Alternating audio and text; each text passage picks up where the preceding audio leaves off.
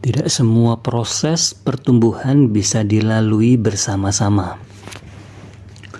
Ada fase dalam hidup ketika kita harus berjalan sendiri, bukan karena ditinggalkan, tetapi karena memang ada pelajaran yang hanya bisa dipahami dalam kesunyian. Bertumbuh bukan selalu tentang dukungan ramai, tepuk tangan, atau pengakuan. Seringkali ia justru lahir dari ruang sunyi tempat kita berdialog dengan diri sendiri.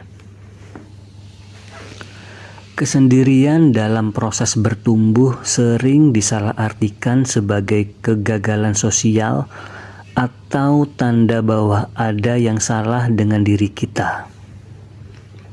Padahal justru di saat sendirilah kita belajar mendengar suara hati tanpa gangguan.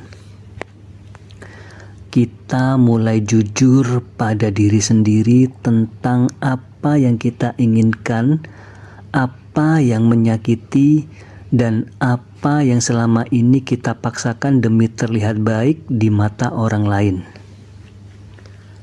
Dalam kesendirian, topeng-topeng itu pelan-pelan dilepas.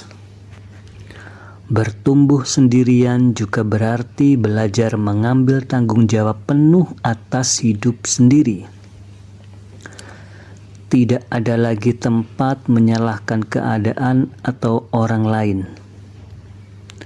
Keputusan, kegagalan, dan keberhasilan semuanya kembali pada diri sendiri.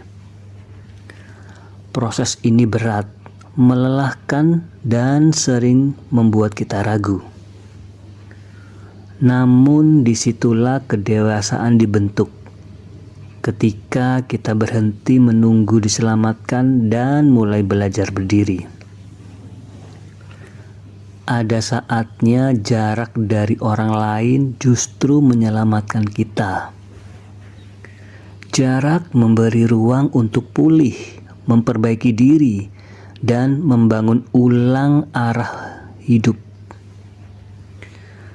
Tidak semua orang bisa ikut dalam versi baru diri kita, dan itu tidak apa-apa.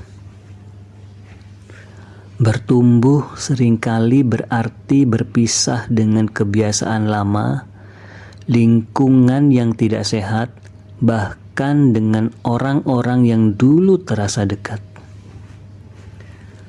Kesendirian dalam bertumbuh bukan tentang menutup diri selamanya.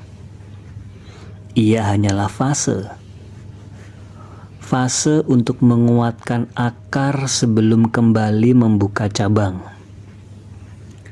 Setelah melalui proses ini, kita tidak lagi bergantung pada validasi, tidak mudah goyah oleh penilaian, dan lebih tenang menghadapi hidup.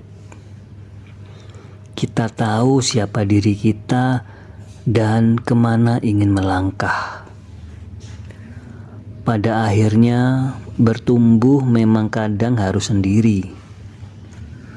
Bukan karena kita tidak layak ditemani, tetapi karena Tuhan, kehidupan, atau semesta sedang membentuk kita menjadi pribadi yang lebih utuh. Dan ketika waktunya tiba untuk berjalan bersama lagi, kita hadir bukan sebagai seorang yang rapuh, melainkan sebagai pribadi yang sudah berdamai dengan dirinya sendiri.